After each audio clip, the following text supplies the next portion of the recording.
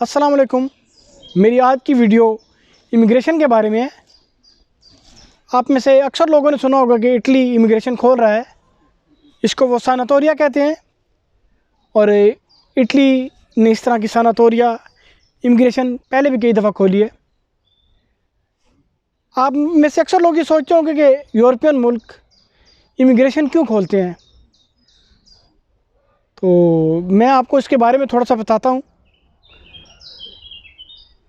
France, Germany, Italy, इस तरह के जितने भी मुल्क हैं, इनकी पॉपुलेशन कम है जितनी की होनी चाहिए। इनकी जो बर्थ रेट है वो लो है और डेथ रेट भी लो है, लेकिन जितने लोग फोत होते हैं उतने लोग पैदा नहीं होते। इसलिए इनकी आबादी जैसे जैसे वक्त गुजर रहा है आबादी में कमी वाक़या हो रही है। और मैं आपको इटली के बारे में बताता हूँ, दीगर ममालिक के बारे में अलहदा से बात करेंगे। इटली की आबादी तकरीबन 6 करोड़ और 50 लाख है, या शायद इससे कम, क्योंकि आखिरी सेंसस के मुताबिक 6 करोड़ थी।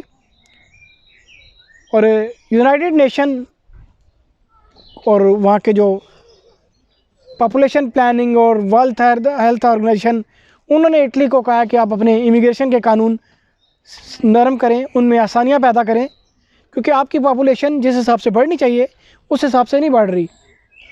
तो उनके एनालिसिस के मुताबिक इटली की आबादी 6 करोड़ 50 लाख से कम होके आइंदा आने वाले 25 सालों में 5 करोड़ रह जाएगी, जो कि एक बहुत बड़ा मसला है। अब आते हैं इटली इमिग्रेशन खोलता क्यों है, ये क्यों खोलते हैं। तो एक तो ये मसला हल करने के लिए कि उनकी पॉपुलेशन कम है और अभी वहाँ पे तकरीबन 26-27 हज़ार लोग फोत हुए हैं, या शायद इससे भी ज़्यादा। और ये भी एक वजह है कि वो इमिग्रेशन खोल रहे हैं। इटली में जो ज़्यादा उम्र के लोग हैं उनकी तादाद तकरीबन 20% है, यानी कि कुल आबादी का 20% हिस्सा जो है वो ऐसे लोग हैं जिनकी उम्र 65 से ज़्यादा है या 70 से ज़्यादा है।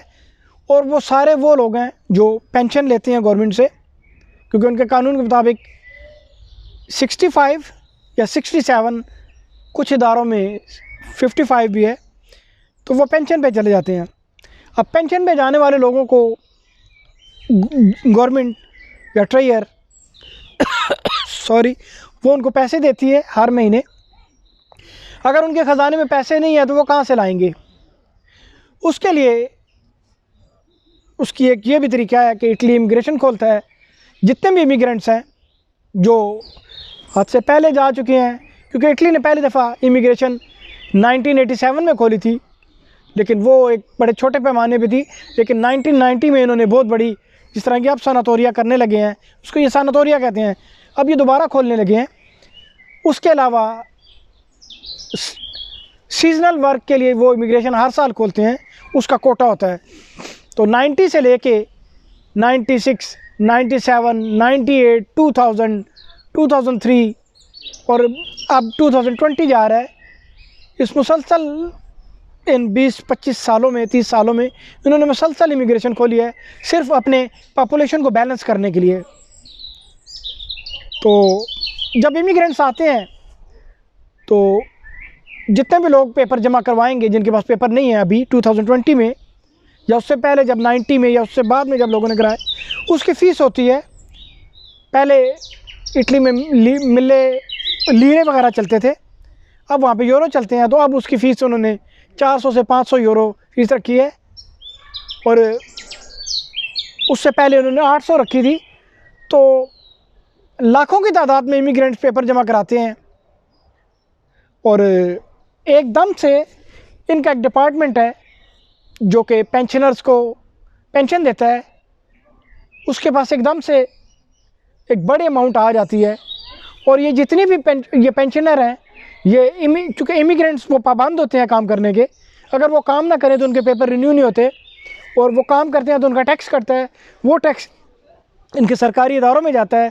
और उस सरकारी इदारों वो सरकारी इदारे जो पेंशनर्स हैं उनको पेंशन देते हैं। अगर इमिग्रेंट्स टैक्स ना पे करें, ये इमिग्रेशन ना खोलें, वो लोग पेपर लेने के लिए 400-500 यूरो का टैक्स ना अदा करें, तो पेंशनर्स को पेंशन देने के लिए इटली के पास पैसे नहीं होते। अगर उनके पास हैं भी तो वहाँ पे ऐसा सिस्टम है कि वो नहीं दे पाते।